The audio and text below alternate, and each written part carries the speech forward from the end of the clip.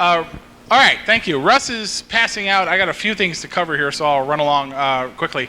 Russ is passing out a roll sheet. We'd like just put your name on it, and if you're your call, if you're a UARC member, and if you're an ARL member or not, so we know.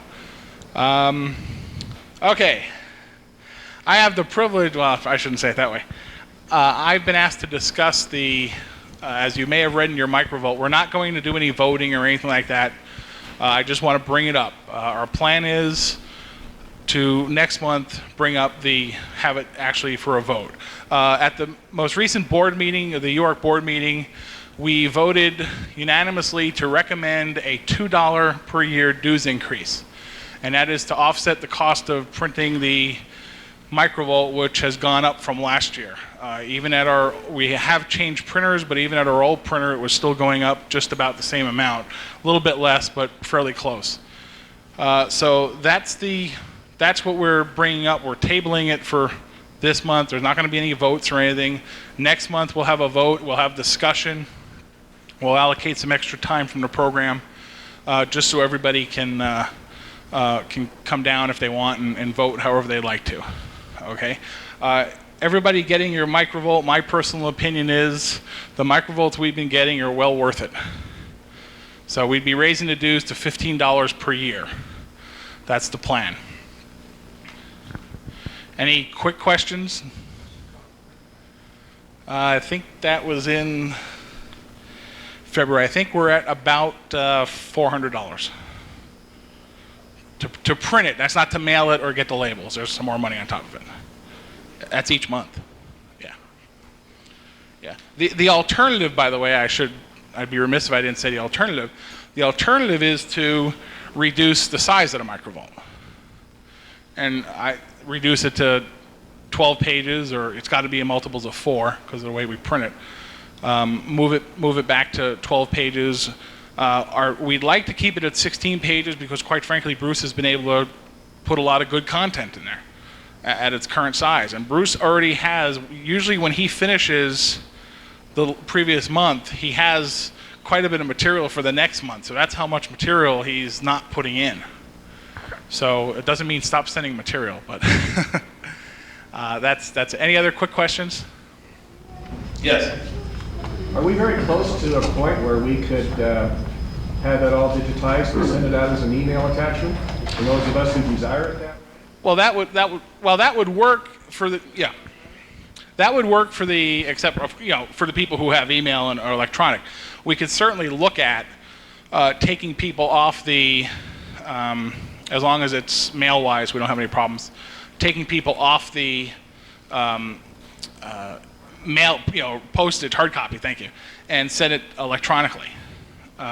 Just email as an attachment. As it's right now. It's actually on the web page. This document, both microvolts, both of these are on the club's web page. Okay, and I'll talk about that in a second. Any other quick questions? Again, we'll talk about this next month and vote on it next month. Okay? Yes, sir. You might want to point out that reducing the number of copies we print just doesn't change it very much. That just is the way the printing business works. That's true. It's about a $75, if I remember correctly, it's about a $75 decrease to reduce. Oh, I'm sorry. You're saying number of copies. Yeah, right. That's true. I was thinking the number of pages. Reducing it down to 12 pages saves us some money each month.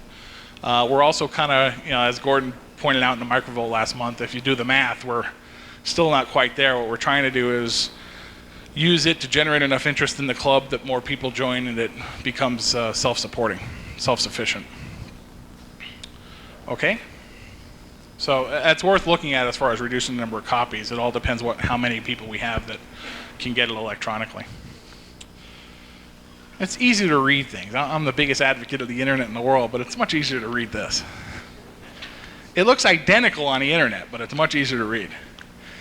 Okay. Next point is, I guess I'll do Alan. No, I don't see Alan. Next point is the club station. I just want to give you a brief rundown of the club update in the club station. Somewhere around here, we actually have. Excuse my back a second. Hold on. This is show and tell. These 3 keys are to the Red Cross building, and they get us into our club station. So we actually do have access to the building. We are in the process of submitting a plan to the building management so we can tell them what we're going to do. For those of you who may not know, UARC in a joint operation, if you will, with the Aries Group is setting up an NHF station and a VHF station at the Red Cross building downtown at 5th South and 4th East. And we are in the process of the 3 things are antennas, running the cable, and setting up the station. We're going to run, I think it's 6 runs plus 2 rotor cables of combination hardline and coax up to the roof, and each one of those runs is about 150 feet. So there's quite a bit of cable involved and stuff. Fortunately, we've gotten a lot donated. And the club back last year allocated a budget of $1,500 to spend on the club station. Any questions about that? Okay. A couple more things. Anyone want to be field day chairman? I want to ask everybody, make sure I get everybody who wants to. I'll make a list, and we'll just, anybody who doesn't get to be this year can be next year. Okay. Field day is coming up, so we're looking for a chairman and kind of a committee, and we'll decide who's the chairman out of it. So we'll be talking about that. Field day is where we all go out and have a lot of fun in the mountains and operate and set up stations, and it's quite a blast. It's in the end of June. The web page, briefly. As I said, how many people in here have internet access, email, or World Wide Web access? Isn't that great? Look at that. Hey, your hand went up. Okay. Well, you got to keep in mind, we have, what's the last count, Russ, of members? About 600 members. And, oh, right, and not everyone's in this room, obviously.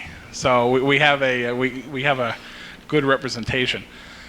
The reason I ask is at the club's internet site, which is www.xmission.com/UARC, UARC.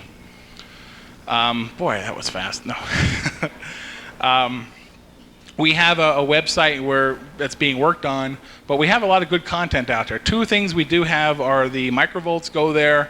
The microvolts will actually be there before you get them in the mail. You'll be able to read the microvolt. You'll even be able to read the microvolt before Maureen, and she mails them out. So, the other thing I wanted to say is, everybody who's a member of UARC, unless you have requested not to be listed, is in our membership database.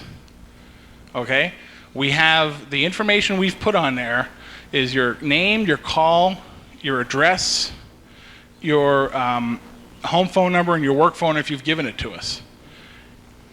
The people who have expressed that they don't want to be listed or don't want to have a certain part of their information listed, like their telephone number at work, some people may have home is fine, but don't put don't show my work number or something like that. Any piece of information that you don't want shown, except your name, that would look really silly if we didn't see your name there. Any piece of information we can exclude. So the trick is, if you want to be excluded, let Russ know in the back.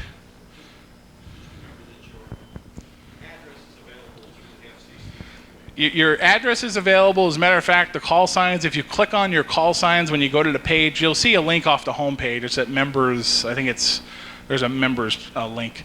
And your call sign is available, so your address is. And now if you have a P.O. box, of course, and you've given us a real street address, then we'd have more information. So you can click on the call sign link, and it'll go to the FCC database and pull up the information. It'll actually go to somebody else's database.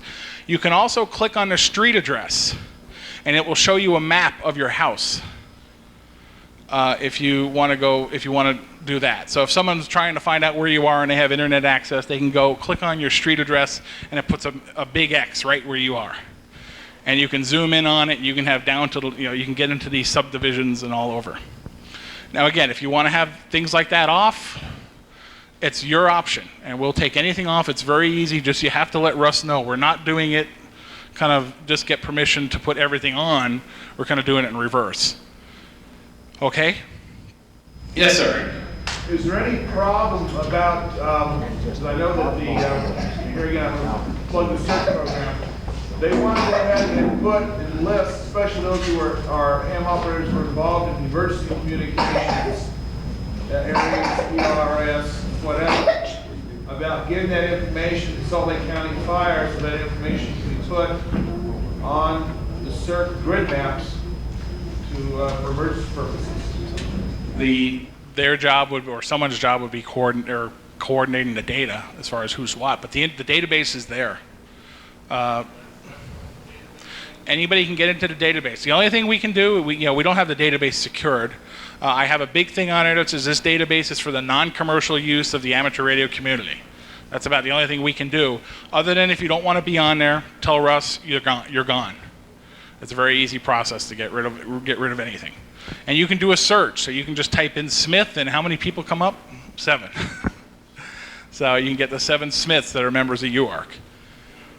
You can also do things on license class, although that may be right, may not be right. Now it's more correct. Used to be everybody was novices. Anyway, any questions on that? Okay.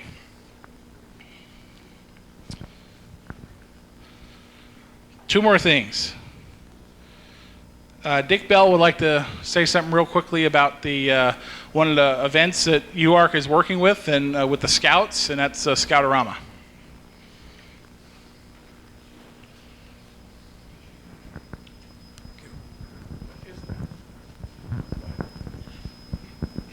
This is a status report, but we won't go to all the details.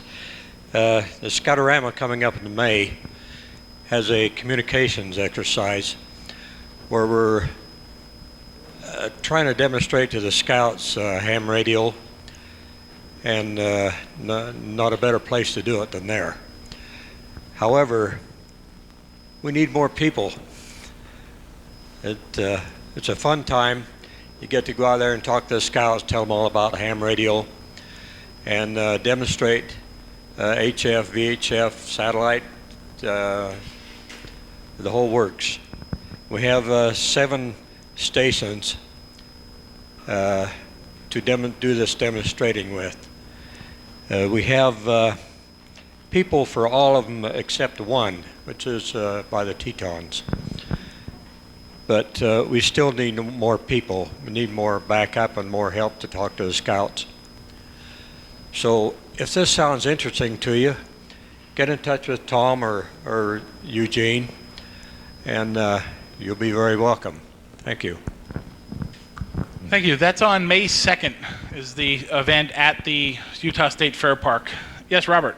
We'll be having our jamboree and a scout jamboree in Utah County at the UPSC in Orem, 800 south and 800 west and 1200 south, probably the first or second starting in May. Okay. Or at the same time, Eugene's going to have his. Okay. All right, thanks.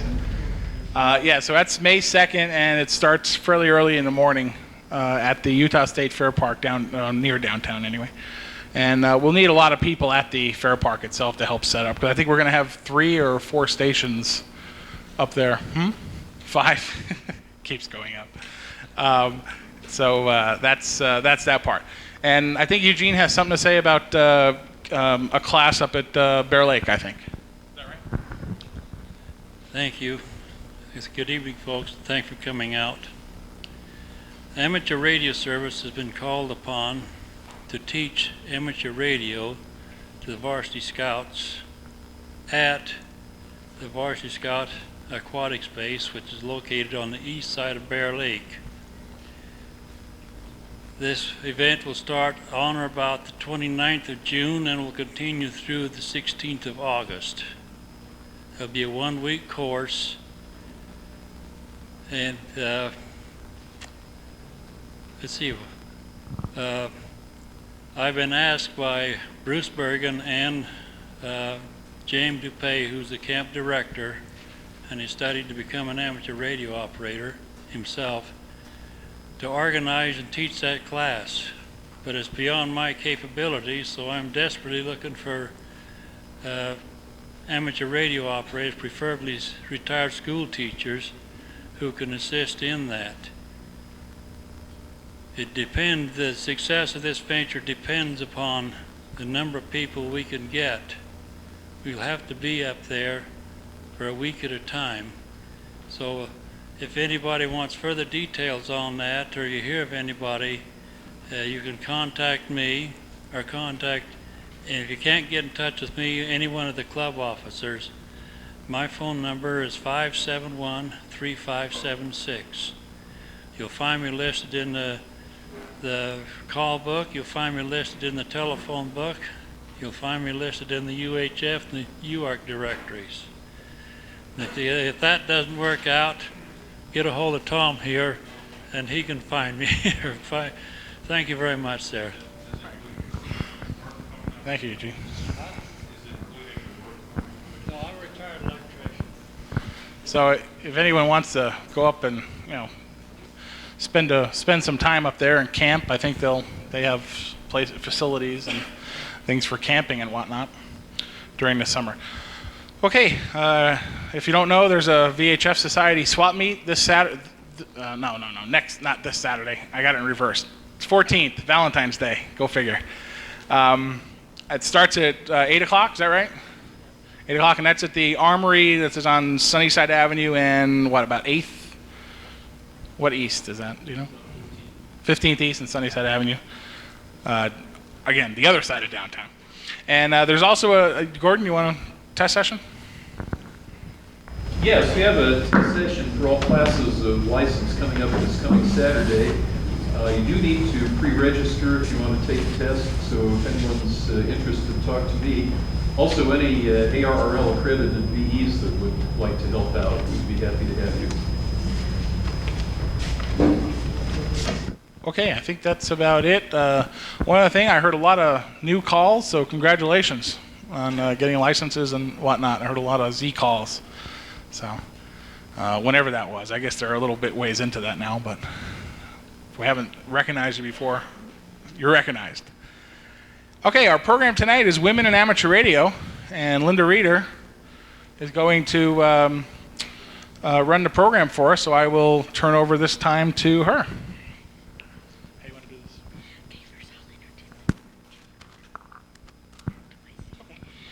Okay, tonight we're going to be, as you well know, Women in Amateur Radio, and I'd like to tell you a little bit why I decided to do this documentary and how this all came about.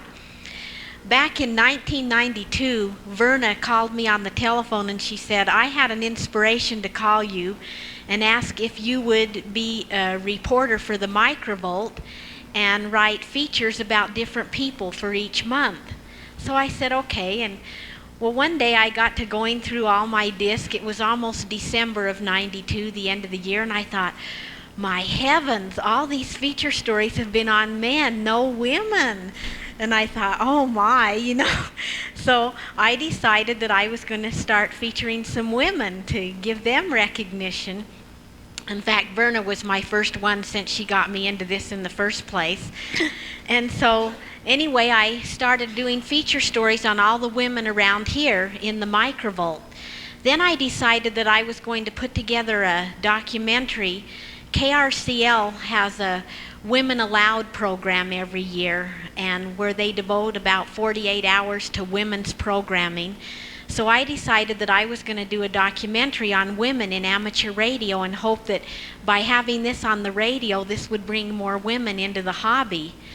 So what I did is I went around and just tried to find women, and one of the women that I interviewed, who is now a silent key, started the YLRL. That's the Young Women's Radio League, and she started this in 1939. So I contacted her. I interviewed some women in Minnesota who have their own repeater, and Carol Perry, who teaches amateur radio in Staten Island, New York. So anyway, I put together a documentary, and it's about 29 minutes long, to show people, hey, you know, women have been in amateur radio since the early 1900s, and it's not just a men's hobby, but women have done all kinds of neat things to contribute to the hobby. So without any further ado, we're going to hear the tape, and then after the tape is over, we'll have Maureen come up and tell how she got in, and then Venus, and then we'll have all the other women that are amateurs come up one at a time and tell how they got into the hobby. So without any further ado, now we'll start the tape. Hi, my name is Linda Reeder, N7HBF, from Salt Lake City, Utah. I am an amateur radio operator. I have my extra class license. I am totally blind and have been active in amateur radio for 9 years. I am featuring women in amateur radio. Amateur radio, or ham radio, is a way of communicating around the world using Morse code, voice, RTTY, computers, and video. The FCC allocates certain frequencies for licensed amateurs to use for personal communications, emergency, public service, or just having fun. It has been said that amateur radio is a man's hobby. However, women have been active in amateur radio since the early 1900s. In fact, I'll go back to Liz Zandonini, W3CDQ, Charlie Delta Queen, who is now a silent key, but she was actually teaching code to the people who were recovering from injuries in the war there and whatnot in 1917. And she got her first license in 1922. During the war, women in amateur radio provided a valuable service. And Lenore Jensen was particularly active in that, providing the communications from overseas or to and from overseas to the service people there. I've forgotten how many thousands of messages Lenore handled, and a lot of other people were involved in that too. May Burke, W3CUL, and so many more. But that was one of the great services that they were able to conduct there during the war period. There were stations available to the service people there. They would line up, in fact, I think sometimes made appointments days in advance in order to get their turn at the transmitter there. Then that would be relayed to other radio stations here in the United States and probably make 2 or 3 hops before it got into the local locality, where the amateur then would call the family and pass on the message. It was very efficient even with all of these hops. It was usually done within a day or two, though, and then they would try to get a message back from the family to the servicemen. And so many of them said that that was the thing that kept them going during the war, was being able to have that contact at home, because, of course, the regular telephone lines and whatnot were impossible. But this was a means that was open to them thanks to amateur radio. Back then, the main way of communicating in ham radio was Morse code. It wasn't like today, where there are so many modes to choose from. Marcella Steffenhagen, KB0DDP in Foley, Minnesota, enjoys sending messages by voice. My greatest enjoyment is to talk to Bolivia and talk to a missionary down there. And he's all solar powered, and it gives you a thrill when you can phone patch someone like that into their parents in the same town that you live in. Ethel Smith, K4LMB, who we heard from earlier, started a women's radio club, YLRL, in 1939. As far as women in radio, of course, we were fairly few and far between in the early days there. And in 1939, there was a ad in QST for the book 200 Meters Down, and in it, Vince DeSoto said that heaven only knew how many YLs there were, and they wouldn't tell. So, of course, I wrote back and said heaven only knew how many YLs there were, but they would tell, and asked them to write to me. And actually, all I had in mind at the time was kind of getting a list, a directory together and circulating that so we would at least know who the other YLs were. But then Enid Carter W9NBX, I think was her call at that time, and Anita Bean at W8TAY, and I hope I'm right on these calls, kind of picked up and got started on the Constitution and bylaws and whatnot, and we found enough YL throughout the country to get district chairman for the different districts, all 9 of them that existed in those days. And the thing took off real good. Well, within a matter of months, I think we had about 150 YLs. And it went on happily there. They started, Enid Aldwell again started the magazine, and they named it the Harmonics, and we came up with our emblem and all that sort of thing. So by the time that the war came along, everything was going great. And then, of course, amateur radio was off the air, and everybody scattered to the four corners of the earth. But Anita, in particular, kept the Harmonics going throughout the war there, kept sending letters, newsletters, to all of the members that she continued to have addresses for. So by the time that the war was over, YLRL was up and going and strong. So we now have been hovering around about 1,500 members for most of the time since then, I guess. It really is a great organization. We have our conventions about every 3 or 4 years. It's just a matter of encouraging YLs and letting them know that it wasn't strictly a man's hobby, that we did have a place in it. Helen Lubenow, NM0E, is one of the many members of this organization. I belong to YLRL, Young Ladies Radio League. I belong to the Japan Ladies Radio League and the New Zealand Ladies Radio League and the German Ladies Radio League, all through YLRL, and do communicate with ladies in those countries. I go to the conventions when they have international conventions. This organization has been around for quite some time. I'm Harriet Masinski, and my call is WB0ZQZ or ZQZ, and I'm from Hibbing, Minnesota, and I did go to Las Vegas for a convention of the YLRL, which is the Young Ladies Radio League. You know, they call us, all of us old ladies, they call us young ladies when we're on ham radio. Our meeting in Las Vegas was, I believe, the 40th anniversary of the YLRL. And there were an awful lot of ladies there, and so many of them were great. Well, they were all great people. My husband was not interested, although he was very happy to help me build things for me, and he actually bought my first radio for me, and right now, of course, he passed away 2 years ago, so I'm on my own at the present time. But from the time when we started, he too was into CB, and he thought it was pretty nice. He thought it was better to get into ham radio even so, but he himself did not get into it. Carol Perry, WB2MGP, teaches amateur radio to intermediate students in Staten Island, New York. Carol tells how she got involved in amateur radio. Several years ago, I worked for an electronics manufacturing company, and most of the people who worked there were males, and several of them had amateur radio as a hobby, and I would watch them having fun, making contacts, and having a little base station set up at the manufacturing company.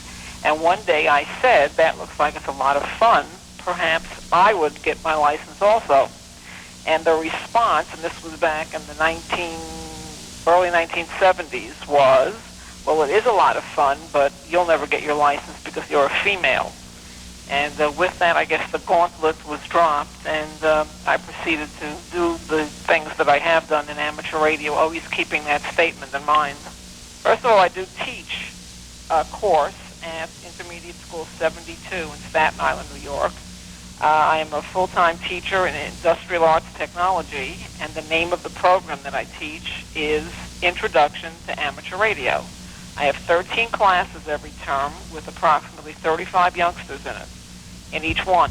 It's way over 400 kids each semester, and I teach 6th, 7th, and 8th grade, and the children get exposed to amateur radio. Some of them go on and get licensed. I teach the curriculum for those grades through amateur radio. the purpose being to motivate them in different areas of the school curriculum by having them have fun on the radio. And at this point, it's a mandatory course in my school. All the children coming through the school will have that program. And we have about close to 200 kids a year who get licensed. And out of that, approximately 10% of them, as we can track them, do upgrades. So we're pretty happy about that. When I began this 16 years ago, I had an innovative principal who allowed me, after he saw me teaching a couple of science classes, to try this as a pilot program. We began it with one program. And the children just responded so beautifully to it, and the parents said, let's do that again, that it just kind of snowballed. It was just so successful that it kind of fed on itself. And as far as convincing the administration, once you show them that this is a viable, exciting, and high motivational way to teach children all these different curriculum areas, social studies, language arts, math, science, it's all an integral part of amateur radio. And if the kids have fun with it, and they actually are eager to get involved with it, and then the course kind of sells itself. For example, instead of just saying, open up your books to page 13 and let's read about the topography of Ecuador, it's certainly a lot more exciting if you can get on a radio and speak to a citizen of that country and ask the questions one-on-one. And in my program, when the kids get on the radio and speak with people, it's very natural to run over to a globe or an atlas to look up and find out the location of where that voice is coming from. It's kind of on a need-to-know basis. And the same with all the other skills. The language arts skills come about from learning how to speak clearly and succinctly on the radio, and by following up with exchanged letters and cards. So everything is kind of, it just happens because that's what we're doing. And that's sort of a backdoor or a painless approach to education. And today there are so many programs out there and people with proven track records that I think it might be a little bit easier for a teacher to get it into a school. But clearly, after all these years of doing it, I am thoroughly convinced that it belongs in every school, because I've seen children who have never been successful at anything else in their school careers who are learning new skills and developing self-esteem by being in this program. And I think it counts for a lot when a child leaves feeling good about himself. And as far as bringing it to a school, if anybody is interested in doing that, they need not reinvent the wheel. I would be more than happy if anybody writes to me to send them information that they can present to an administrator. And if I may, I'll give that address. Anybody can write to me, Carol Perry, at Post Office Box 131646 in Staten Island, New York, zip code 10313. And I'll be very happy to provide information about what we're doing with the kids and a lot of documentation about the success of the program. Sister Alverna O'Laughlin, WA0SGJ, works for Handy Hams, a non-profit organization helping disabled individuals get into the hobby. I'm a Franciscan sister from Rochester, Minnesota, where our provincial house is. I have been a sister since 1950, so that's telling my age, and I've been an amateur radio operator since 1967. Ned Carmen, the founder of the Handy Ham system, this is a program to interest amateur radio operators among the disabled, got some of the sisters, in fact there were about 7 of us, interested in one of the local radio club classes, and then he asked us to help him get this group started. So I am really a charter member of the Handy Hams. Ned Carmen worked for the Mayo Clinic in Rochester, Minnesota in collections, and his territory was in northern Minnesota, and it saddened Ned to go to homes of people who had disabled individuals within their home, and that individual was pretty well locked in their own homes. And at that time, when we think back 30 years ago, disabled people were not as visible as they are today. He wanted them to be able to talk with anyone and everyone on the air and experience the joy of amateur radio that he had known. And So he started with a small group of disabled people, having them give him input on what was needed, and then he recruited some people, as we call verticals, that didn't have an apparent disability, and had us give him some assistance on getting the group started. This was an excellent way for individuals to travel around the world without leaving their homes. It's a service to the disabled to assist them with getting their amateur radio license. The Federal Communications Commission requires that a license be given before an individual is able to operate on the amateur bands. Handy Hams provides tapes for individuals who are blind, and adaptive equipment for people that happen to have disabilities that do not render them able to use equipment with ease. We have a newsletter, which is called the Handy Ham World, and this keeps members in touch with one another. We have 2 radio camps a year, one in California in January, and one in August in Minnesota. We draw volunteers from all over the United States. We had 2 from the East Coast, 2 from the West Coast, one of them from South, 3 of them from Ohio, plus people from the local area who have expertise in teaching, and they teach all levels of licensing. Amateurs have an incentive licensing, novice, tech, general, advanced, and amateur extra class. Luella Harpster, KE0RF, is one of many recipients who have benefited from Handy Hams. I obtained a book on amateur radio. I think it was Tuning the World, and started studying it. I had a lot of trouble with that, understanding it, because it was all kind of Greek. But I was able to learn the code at home and was tested for that, and I passed my test after I did get study tools from the Handy Ham system, which were very helpful. She has attended several of the camps and now has her extra class license. Some women are interested in the electronics aspect of ham radio. Janet, K0JE, and Janice, K0JA, Rabadoo, own their own repeaters. We were active on the repeater that we currently own, and it was privately owned by 4 amateur radio operators who were nearing retirement age, and gradually, one by one, they left the area. And the one person left as owner was looking for new owners to take over. It was too much for one person, and he also wanted to retire and maybe leave the area. So he just let it be known among the users. It's a very informal group that uses amateur radio repeaters. It's free to use, as in all other aspects of the amateur radio hobby. You cannot charge for any of the services that are provided. So any users of a repeater, you may pay a club due if there's a club involved, but if there's private people involved, it's free. So he told us what he would like to sell the repeater for, and we bought it. We actually own 2 repeaters. One is on 2 meters and one is on 220 megahertz. And Janet is the trustee of the K0JE repeater on 2 meters, and I am trustee of the K0JA repeater on 220.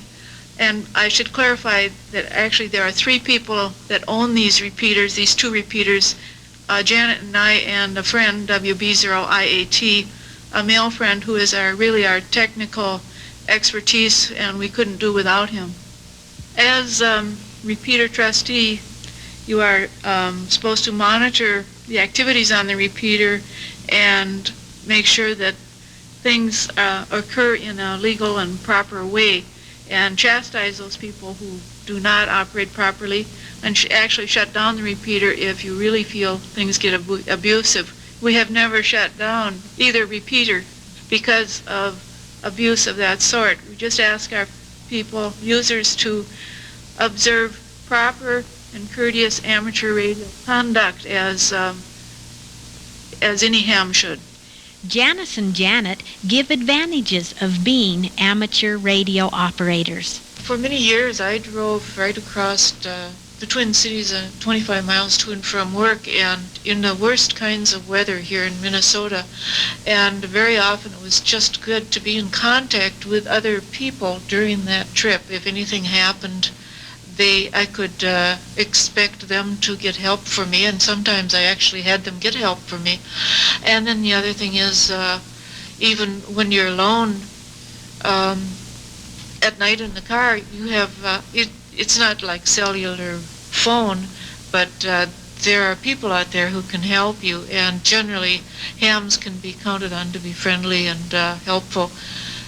And then also we have an RV, and when we go outside the Twin City area, it's nice to know that we can ask people for directions and get help on the road in an emergency.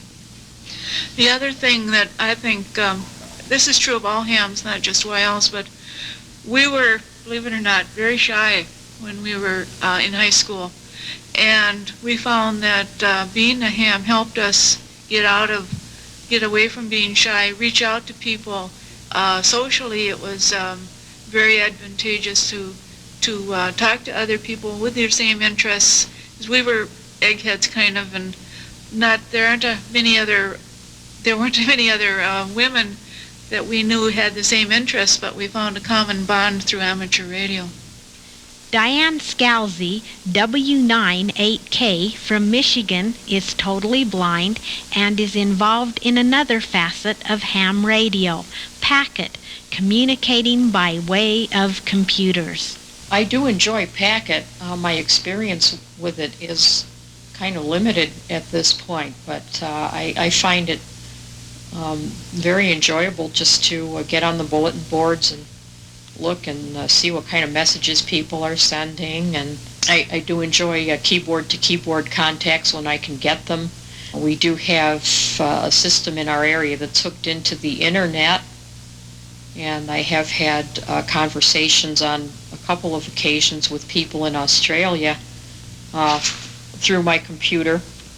Yes, it is a talking computer, and fortunately, every time something comes across the screen through the TNC interface there, it speaks to me, and I love to joke about that. You know, I like to say things like "nice hearing you, hi," and people that know me, of course, know what I'm talking about. People that don't might really wonder. Ann Wright, N6BOP from Pomona, California, makes hats, shirts, and mugs for hams with their names and call signs on them. My husband died in 1981, and I had a motorhome, wanted to do something with it. 1982, a friend suggested that I make hats, so I started in doing hats and T-shirts and cups or mugs, and putting call signs and names on them for amateurs. Did it strictly for amateur radio. Started going to Hamfest, to conventions and swap meets, strictly ham stuff, and that's how I got going. I've had a lot of fun because I go to practically all the conventions here on the West Coast, and do a lot of swap meets and do a lot of Hamfest. I've had my license a total of 30 years. I started off as WA6MHW, and in 1978 I let it expire just a little bit too long and got a new license, M6BOP, which I have enjoyed ever since. I have had my ad in World Radio, and I have had hats, and I have met people, and people have come from all the different parts of the world to visit me when they come to the States, because between talking to them on the air and responding to my ads, I've just met so many people, and now I just continue to enjoy it more and more. Cindy Peters, KB7OUT, is from Salt Lake City and is the editor of our club newsletter. I am on the UARC board. I'm the editor of the Microvolt, and I'm past president of the 94 Hamfest, and so I'm still on the committee for one more year. Sunday Night Net, I help with that, with other club information, as well as I seem to be the editor in charge of keeping the script, and so we're updating the script right now. I think the spirit of adventure that seems to go into every aspect, whether it's helping out at the Wasatch 100s or hanging out in the parade or just even listening in as other people do some of the activities. There's always people there who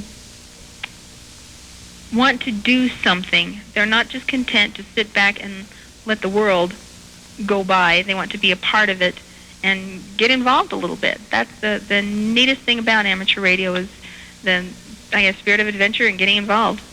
There are even young women in the hobby. My name is Kathy Gilliland. I'm 17. My call is KB0FCU. I got involved in amateur radio by my dad, and I got my license, my novice license when I was 12. I got my technician when I was 13. And so far for amateur radio, I've just been going to the middle school, the local middle school, and giving presentations to the 5th graders, and then closer to the end of that same year, I go back and speak at Hobby and Career Day. And I know that younger girls than me they're extras at like 6 and 7 years old, and maybe younger, I don't know. Any woman that's interested in meeting a lot of nice people across the country and are interested in radio, become an amateur radio operator. It's great. I find that the friends you make through ham radio seem to be the best friends in the world. They're just wonderful, wonderful people. I think it's a fabulous hobby, no matter what your age is. I believe there's something in the hobby for everybody. It has led to very exciting adventures and experiences on my part. I've gotten to go to the Pentagon, to West Point Military Academy, to the Johnson Space Center, all via invitations of the ham radio people that I've met. And I think it opens up extraordinary worlds for the open-minded person, and it's fun, most of all.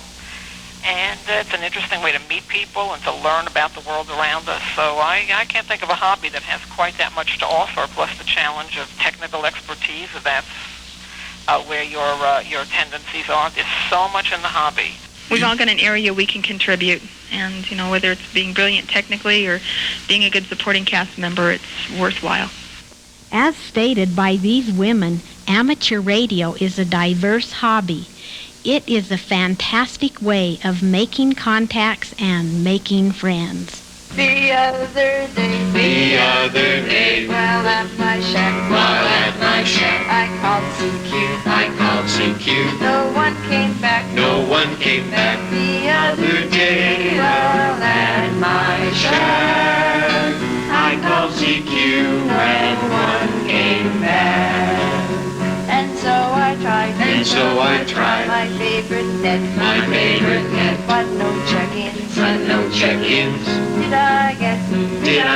And so I tried my favorite net, but no check-ins did I get.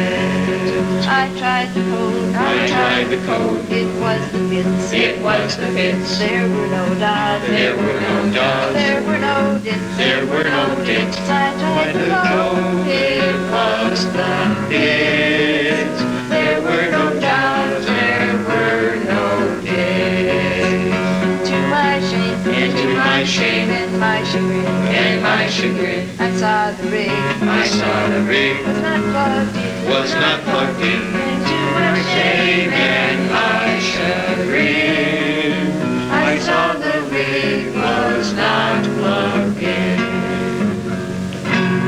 Those were the words of Maureen Pranghofer, KF0I, from Golden Valley, Minnesota.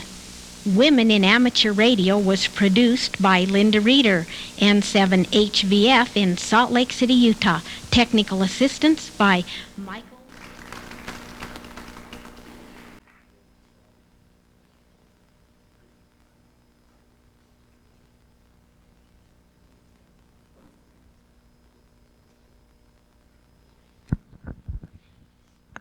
Okay, I hope you enjoyed it as much as I did putting it together. It was really a challenge to putting it together. I had a lot of ups and downs. One of the things that I learned is you don't use a 4-track recorder that's made for the blind to do your stuff on, because it won't come out of both speakers. And Mike Thurman helped me fix it so it would. And so I just had some problems, but it was fun putting it together. And you have to lift the quotes, and you can't, you only have so long. That Donna said it couldn't be any longer than a half hour. So it was really tough to go through all those interviews and say, what should I take out and what can I leave in? But now I want to turn the time over to Maureen Strivenfinger, and then she'll tell how she got into the hobby, and then Venus, and then we would like other women, all that are amateurs, to all come up one at a time and tell their story and what their interests are in the hobby. So now I'll turn it over to Maureen.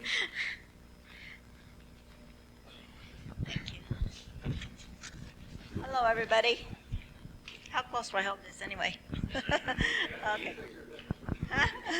Okay, my name is Maureen, and my call sign is Casey7HLZ. And I don't think I have to tell hardly any of you how much I love ham radio. I do, and you probably hear me on enough to really believe me. But I was trying to think back today a little bit about when did I first hear about ham radio? And I think I was a youngster, which was a lot of years ago. And everything I heard about them was so wonderful. I never heard a bad thing about an amateur radio operator. When I was younger, I heard about how they helped during the war. I heard how they helped, well, it was after the war, and with disasters and things like this. And so therefore, whenever I thought of a ham radio operator, I thought that they were on this plane just a little bit higher than the rest of us, because they did such good things all the time, and they volunteered, and they didn't get paid for it.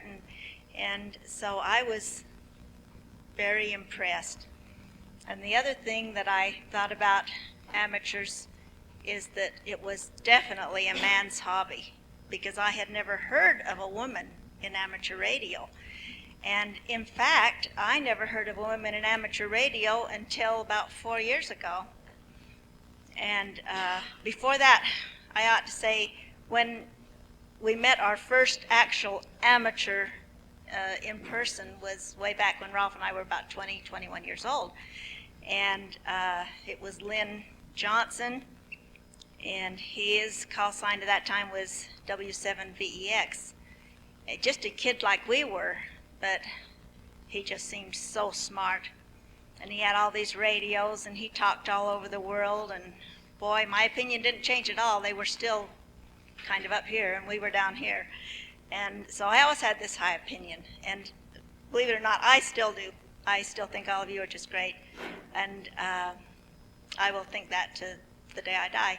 Anyway, about 4 years ago, when Ralph was, well, he still is, but he was in the Civil Air Patrol, and he got a radio for the Civil Air Patrol frequencies so that they could use them on their missions and everything. And of course, they didn't need it all the time, so we listened to some of these other bands, and some of them just happened to be ham bands. And I got so interested listening to these people. Ralph would come in and say, into my shop, he'd say, oh, you ought to listen to this. This is really interesting. And lo and behold, there were women talking on the ham radio. And I was just tickled pink. And I thought, well, women, huh? And then, but I still thought, I had heard, Lynn had told us, and I had heard that it was the hardest thing in the whole world to become a ham radio operator. You had to know so much, including the code and including so many things. And so I thought, well, this will never happen to me. But Ralph came home from Civil Air Patrol one night, and he says, hey, we're going to have a couple of classes on how to become an amateur radio operator. And he says, and they said that they've relaxed some of the regulations, and you don't have to, in entering the first level of amateur radio, you don't have to know the code. Well, immediately I got interested. And because I was sure I could never learn the code. So anyway, he brought home the book, and we were looking through it, and we listened and listened. Oh, months and months before we ever became hams. And I knew every one of you that were there at that time. And you were all great friends of mine. Of course, you didn't know it, but you were. And I would try to picture what each one of you looked like. I wasn't too successful. When I heard Gordon, I saw Carl Sagan. Did any of you see Carl Sagan when you hear Gordon first time? Billions of times. And so, but a lot of you, most of you, I was way off, but it was fun anyway to kind of picture what all of you looked like. And we came to our first meeting 3 months before we got our licenses, because we heard everybody talking on that first Thursday. You going to the meeting tonight? Are you going to the meeting tonight? Oh yeah, let's go to the meeting tonight. So Ralph and I decided that we'd go to a meeting one night, and everybody was so friendly, and I could hardly wait to be able to talk on that radio, talk back, because I had my opinions too, and all these wonderful people I wanted to know better and better. And over the years, I have really made, the last 4 years, made some of the best friends I will ever have in my whole life. And I can hardly imagine what it would have been like if I hadn't gotten into ham radio. And I'm so glad I found out that women actually are in ham radio. And, but I don't know, I think one of the really wonderful things, and I think about this often, is that there are so many different walks of life represented. And yet when we talk on the radio, we can't see this, but we talk heart to heart, kindred spirits. I don't know how to explain it.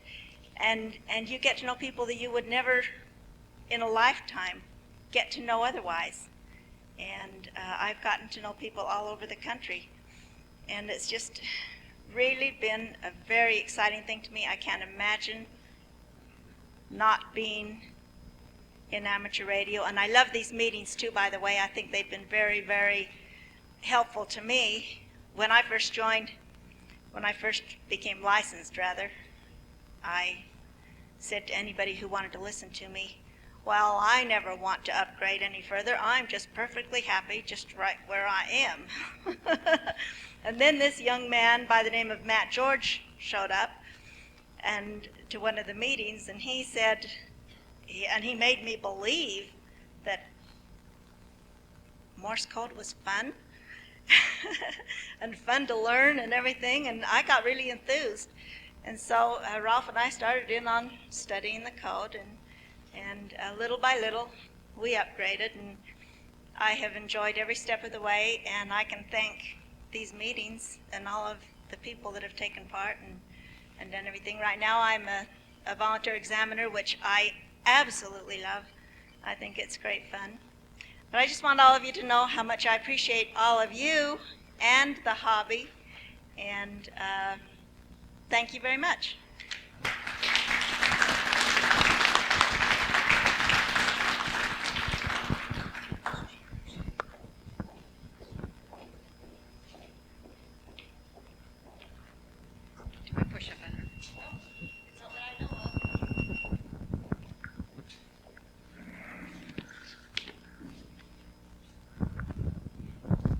I brought some cards so I wouldn't forget what I wanted to say. This is a larger group than I spoke to before. 10 years ago, amateur radio was the farthest thing from my mind. I had absolutely no thought of getting into the hobby. Then my son, WB7QBC, John, started talking it up that I should get into amateur radio because I was famous for getting in my motorhome, taking off for parts unknown, and no one knew where I was. So this was a way to try to keep track of me. And I've often made the comment that he drugged me kicking and screaming into the hobby, but that's all in jest, a family joke. So with the help of his friend Gary Hogan, who is here this evening, they taught the novice class at my home, which wound up only being 2 of us. And it will be 10 years this coming September since I passed my novice test. At present time, I hold a general class license. And who knows? I may upgrade. Who's to say? One of the things that I have enjoyed in the hobby is, since I'm such a gypsy, was in 1996 when Utah had its Centennial. I got one of the Utah Centennial passports. I don't know how many of you are familiar with that, but you had to visit all 29 counties in the state and have a stamp put in this book. So I did that. But before I started out, I did a little bit of research and got a list of all of the women amateurs in the state 60 and older. And I was amazed. There were over 100 of them, most of whom are located along the Wasatch Front, and most of whom are inactive. I have yet to find out why. That's one of my future projects. But I met along the way a few of the lady hams, and they were so hospitable and so generous of their time to talk to me. And it was an adventure in some instances to find their homes too, because in small towns, you know, they don't have streets laid out like we do. And in some places I just gave up. But I enjoyed it. It was just wonderful to talk to these ladies and find out why they'd gotten into the hobbies. And I found that most of those that I talked with got into it because their mates were in the hobby. And one lady I met, her husband wasn't in the hobby, but he was so generous to put up a tower and a wonderful beam antenna for her. And she conducts nets weekly. And I thought, you know, this is something that we just need to talk up to the women and get them interested. There's so many wonderful things we can do in this hobby. Now, to what I do. This is KB7FXB. The name is Venus, like the planet. Is there something I can help you with? I'll bet most of you have heard those words at least once. And what I do is I monitor the 6-2 repeater. My regular schedule is from 8 o'clock in the morning till 10 o'clock at night. Sometimes I'm on just a little earlier, depending on what time I open my eyes. And sometimes I'm listening a little bit later, just out of curiosity what goes on when I'm not listening. And what I like to do most is I like to welcome visitors to the valley and to give directions, help people to get across the valley. I've kept current with all the changes on the construction of the interstate and given out all the information that I have available to me to be helpful for people to get from one point to another. I've helped travelers find places to stay, campgrounds, restaurants. Restaurants. I'm kind of an expert on the South Valley part of on restaurants. I don't like to cook anymore. So I like to try new restaurants. Whenever I hear of a new one, I have to try it out so that I can pass along the information to my friends. And all of you are my friends. And I'm a little disappointed not to see more ladies here tonight. I am happy to see the ones that did come out, but I'm a little disappointed that we didn't get more response. To the next card.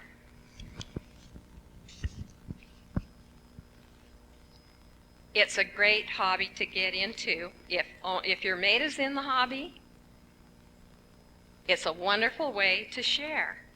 And I think it's wonderful for mates to share hobbies because it really does develop a wonderful closeness. It's a way to keep track of your mate. And when he's in his shack, in his ham shack, at least you know where he is. I think it's wonderful, and for communications back and forth.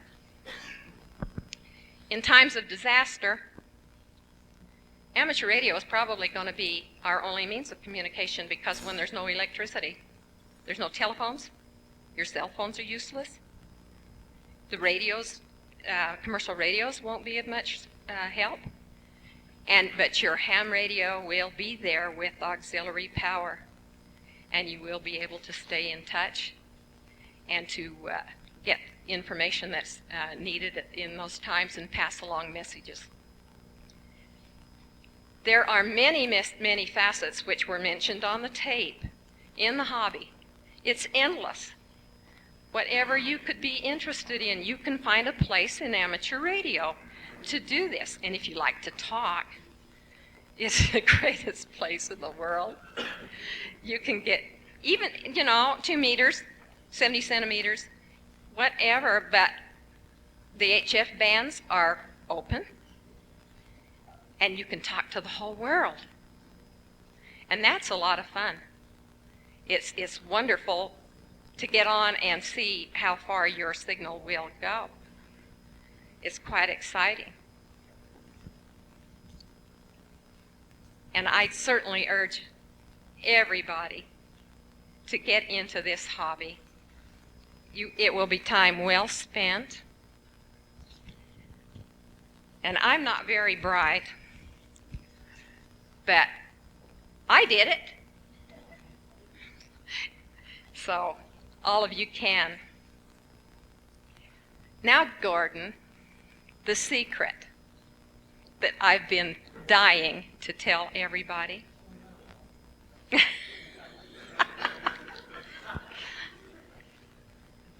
On the 28th of January, the city of Clearfield honored its outstanding volunteers. My daughter-in-law, Gay Luker, WB7QEB, my 2 granddaughters, Jerry, KA7SKN, and Brenda, KB7BIC, were all honored. But best of all, my son John, WB7QBC, who is also a member of this club, was honored as Outstanding Volunteer of the Year in Emergency Services. Thank you for listening. 73.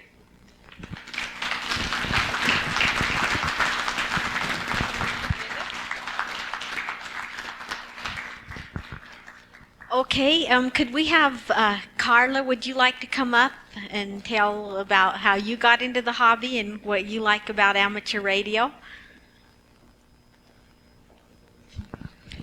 Linda doesn't know, but I stayed off the airway as much as I could so that she wouldn't ask me to do this, but I'll be happy to just take a minute. I know that there are other people who have things to say that might be more enlightening than what I have to say, but I will say one thing. This here has been a wonderful, wonderful thing. Many different items it is. Number one, it's better. Actually, when I say it's many items, it's better than many items. It's better than a bottle of No-Dose.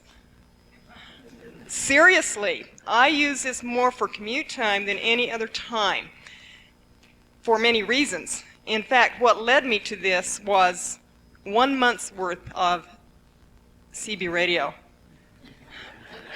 I turned it back in just in time that they'd give me my money back.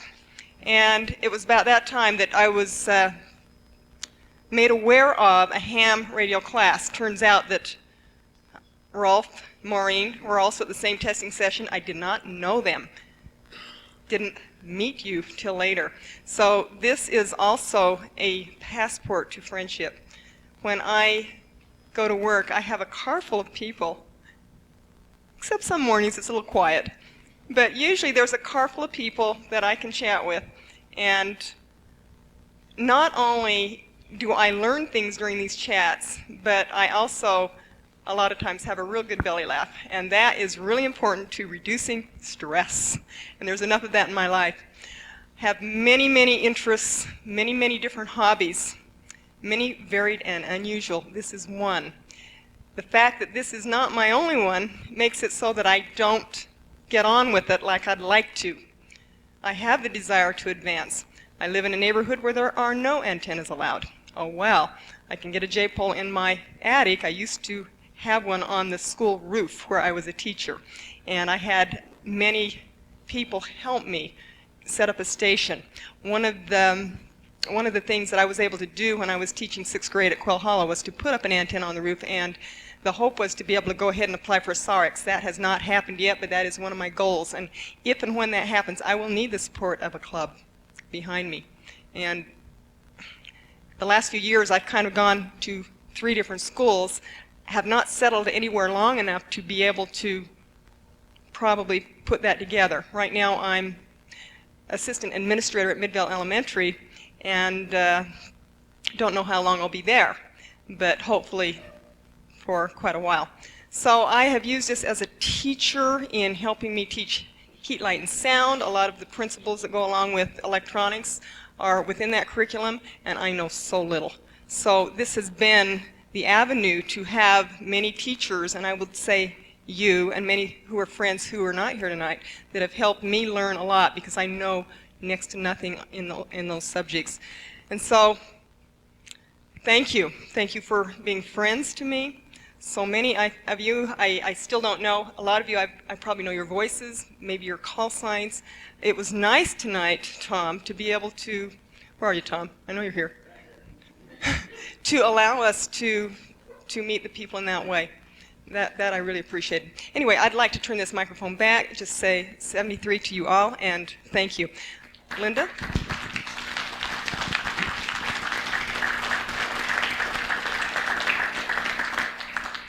Sylvia, would you like to come up and tell how you got into the hobby? Good evening, everybody.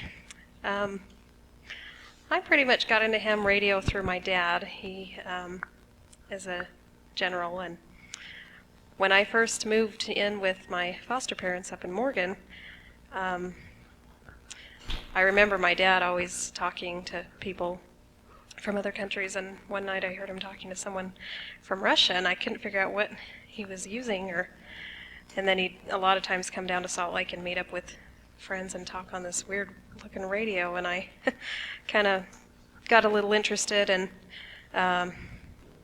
he kind of encouraged me to study for my license, and I'm really glad I got into it. And then, of course, living up in Morgan, I was kind of disappointed that the repeaters weren't as good, and so I didn't really get a chance to meet up with anybody until I moved down to Salt Lake. But anyway, I've really enjoyed ham radio as a hobby, and I've met a lot of neat people, and I guess my main thing with it is it's been a real security thing for me. As much as I like to take off on the bus and go wherever, it's been nice to have a radio along, and I've had many times where ham radios come to my rescue, where people have been there to help me out if I've been lost, or give me a ride wherever I need to go, or whatever, and I've really felt like ham radios come to the rescue in a lot of scary situations that I've run into, and I think it's neat that there's people out there who care, and all it takes is the radio and not having to worry about a phone that costs a lot to use all the time or anything like that. So I've really felt safe having a radio, and ham radio people are great, and I enjoy these meetings, and I hope to upgrade eventually. The code is my main struggle. And I'm not good with electronics, technical part of things, but I think if I put my mind to it, it's something I can do, and so I hope to eventually upgrade to being just more than a technician. And that's all I have to say. Thank you.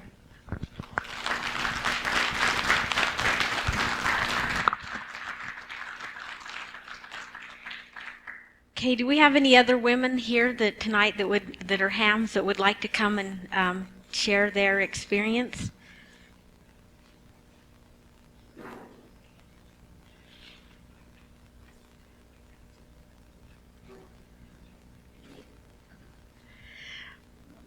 Okay, I guess I hope you guys have enjoyed this tonight. It's been fun, and I hope this shows you that there's a lot of women in it, and we hope we can encourage more women to get into this hobby.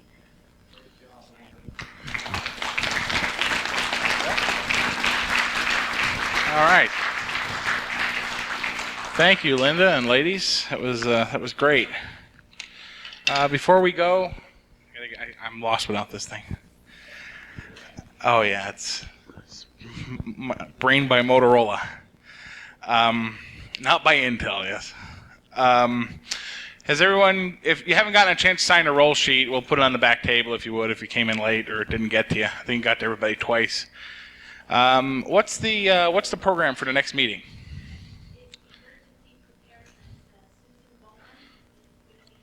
Oh, great. Okay, emergency preparedness is going to be a big part of the club station at the Red Cross, so it's should be a lot of fun. Bruce, did we want to say something? Bruce, the editor of our Microvolt, is go ahead.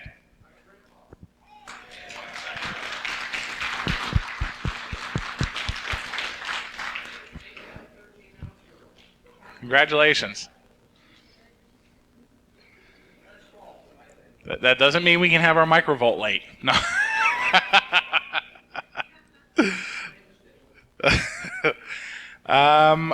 One other thing I wanted to say in the club station, we still need to line up. We're planning out the work. We still need to get volunteers to help us to come down and help us run cable and do the stuff on the roof. So get a hold of me or Alan Seabolt, K7OPT. He's listed in the Microvolt. And let us know if you'd like to help. We'll put your name down and we'll give you a call and let everybody know when we're planning on doing it. And the meeting after the meeting, two of them, I think it's moved. One of them is moved, right? Go ahead, Maureen.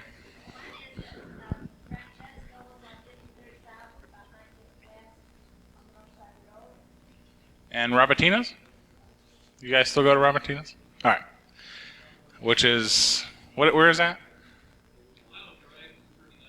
There you go. And that's it. Anybody else have anything?